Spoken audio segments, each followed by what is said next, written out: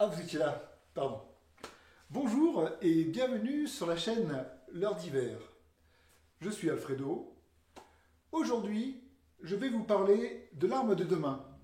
Enfantée du monde, elle en sera la fin. Je veux vous parler de moi, je veux vous parler de vous. Ah ben non, ça c'est une chanson.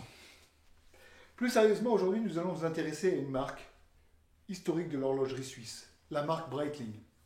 Et nous allons le faire à travers une montre vintage, une petite vintage de 1952, et nous allons tenter ensemble de retracer sa vie jusqu'à ce qu'elle arrive un jour à ce poignet.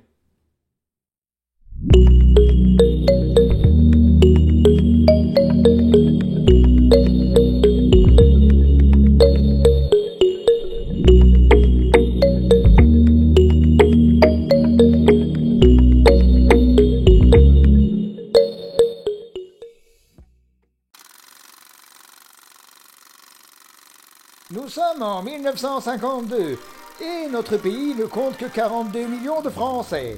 La vie est bien différente d'aujourd'hui car nous sommes au sortir de la Deuxième Guerre mondiale et le pays connaît une économie florissante. Jacques a 32 ans et sa charmante et douce épouse est mère au foyer. Elle entretient avec amour leur petit nid douillet.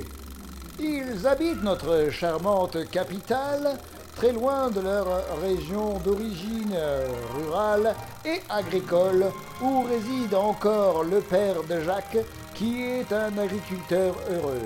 Jacques, quant à lui, est contremaître dans une manufacture qui fabrique des fraises purées en aluminium. Il a une situation confortable et enviable.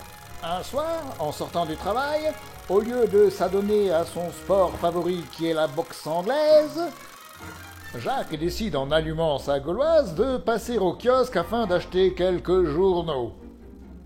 Pour rejoindre son chaleureux foyer, il emprunte alors le Métropolitain. En feuilletant son journal, il tombe sur la réclame de la marque de montre Breitling vantant son système un K-bloc.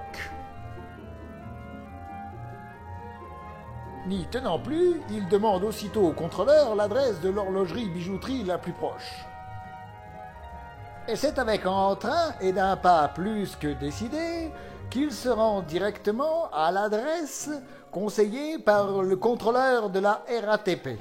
Il ressort 23 minutes plus tard, après s'être acquitté d'une facture de 5 350 francs, avec sa nouvelle montre, une Breitling avec système un K-bloc. Jacques est très fier de son achat et rempli de joie. S'il le pouvait, il chanterait son bonheur dans tout Paris.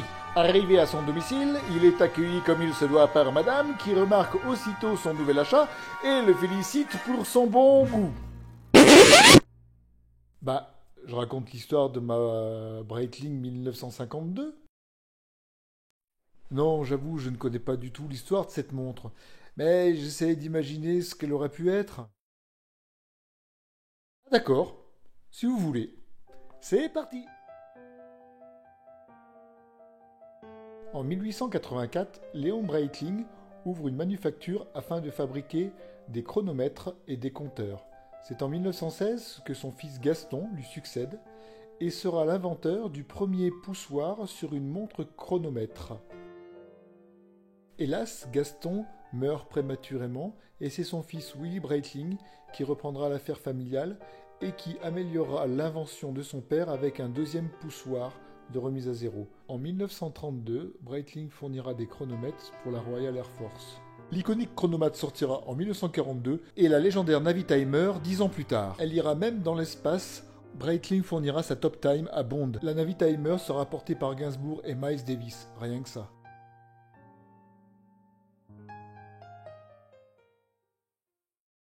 Nous avons sous les yeux une montre qui a 68 ans. Donc il n'y a pas de déballage ou d'unboxing aujourd'hui, vous l'imaginez aisément. C'est une montre que j'ai achetée sur une foire lyonnaise et elle m'a été livrée toute nue avec ce petit bracelet crocodile qui doit valoir à lui seul le prix de la montre. On a une boîte d'ouverture de 34 mm de diamètre, donc c'était la norme qu'on trouvait au poignet des hommes à cette époque. On a une épaisseur de 0,9 cm, donc 9 mm d'épaisseur. Donc c'est une montre qui est très fine et qui va se glisser aisément sous la manche de votre chemise. Comme on peut le voir, c'est un mouvement avec 3 aiguilles, donc heure, minute et seconde. Remontage mécanique, comme ça se faisait effectivement beaucoup à l'époque. On avait déjà des mouvements mécaniques à remontage automatique, mais disons que le standard, c'était une montre mécanique. Contrairement à ce qu'on pourrait penser, ce n'est pas une montre en or. C'est une montre qui a un plaquage en or de 20 microns. Et les montres en or étaient très rares et très chères. Une montre, de toute façon, à l'époque, était chère. C'était un objet de la vie quotidienne, indispensable, qu'on devait avoir à son poignet. Donc, c'était un investissement. Si vous êtes curieux et que vous vous êtes déjà renseigné sur les montres vintage de cette époque-là, vous remarquerez que, bien souvent, on va retrouver un look identique dans d'autres marques. C'est-à-dire un look très simple. Une montre, ça ressemblait à une montre, c'est-à-dire une montre avec des aiguilles, éventuellement une date, mais c'était effectivement aussi plus cher et plus rare. Et on peut, si on prend 10 marques de montres de cette époque-là, facilement les confondre tant qu'on n'a pas identifié la marque qui se trouve sur le cadran. Si on doit parler du cadran, on peut s'apercevoir qu'il est couleur lin. Il devait être blanc à l'origine. Il est texturé et on aperçoit effectivement des lignes verticales qui vont donc de 12h à 6h. Les index sont en relief avec une mise en avant du 12, du 3, du 6 et du 9. Et nous avons effectivement le petit B de Breitling qui permet d'identifier que cette montre est une Breitling. Il était important qu'on puisse reconnaître la marque sur le cadran sur ces montres-là, parce qu'elles se ressemblaient quand même pas mal à l'époque. J'ai trouvé récemment une Jaeger-LeCoultre qui avait étrangement quasiment la même boîte que celle-ci, c'est-à-dire une boîte avec des anses en relief proéminentes, comme on peut le voir sur celle-ci, facettée de la même façon. Si j'enlevais le logo de la Jaeger-LeCoultre, j'aurais pu croire effectivement que je me trouvais face à la même montre que celle-ci. Quand on regarde les anses de cette montre, on peut s'apercevoir qu'elle a bien vécu, puisque le plaquage a en partie disparu. Donc voilà, 68 ans de vie intense, ça laisse des traces sur une montre. Mais je fais partie de ceux qui pensent que ça lui donne du charme et de la classe. Cette montre n'est pas étanche, voilà, c'était pas une montre waterproof. Ça existait, c'était les premières montres waterproof, mais ça existait. Elle n'a pas de luminescence dans le noir, voilà, ça aussi c'est venu un peu plus tard. Ça existait aussi, mais ce n'était pas un standard. Elle était livrée avec ce bracelet crocodile, mais ce n'est pas le bracelet d'origine, ni même la boucle d'origine. C'est un bracelet de seconde monte, très joli au demeurant, mais ce n'est pas le bracelet d'origine. Si on retourne cette toquante, on va voir le fond de boîte qui est en inox, poli, miroir, avec donc la marque Breitling qu'on identifie gravée au fond de boîte et le numéro de série de cette montre. Une montre pas étanche, donc le fond de boîte éclipsé.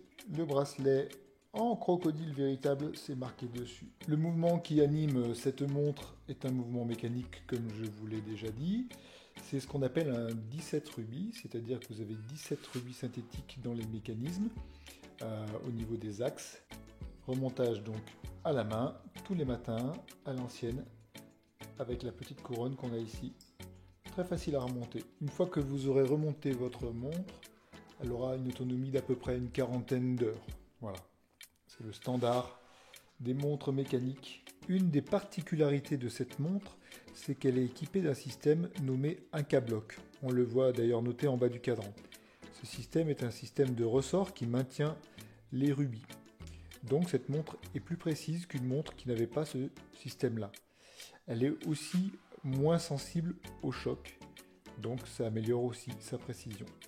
Le verre de cette montre n'est pas un verre minéral, c'est du plexiglas. Ça se faisait également beaucoup à l'époque, c'est incassable.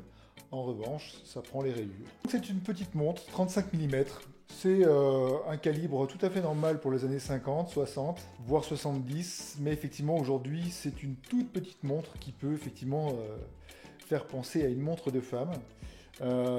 Surtout que le bracelet lui donne effectivement un look un peu féminin. C'est pour ça que la plupart du temps je ne la porte pas avec ce bracelet, mais avec celui-ci. Hop, magie de la vidéo, un bracelet changé en une seconde. Voilà, moi je la porte avec ce bracelet qui lui va assez bien, ça virilise un petit peu la montre. On a effectivement un bracelet plus masculin, une petite boucle dorée, voilà, c'est un bracelet cuir, il n'est pas en croco comme le précédent, mais ça lui va à merveille, moi j'adore. Pour finir, on peut saluer la marque Breitling pour toutes ses innovations, pour sa qualité de fabrication, parce que bon, une fois de plus, cette montre elle est de 1952, aujourd'hui elle a 68 ans, elle fonctionne parfaitement. Bon, elle a eu le droit effectivement à une petite révision, mais elle tient bien le temps, hein. Elle a une dérive vraiment minime, hein, je dirais 10 à 15 secondes par jour, donc c'est quand même admirable pour une mécanique qui a 68 ans. Moi je suis bluffé.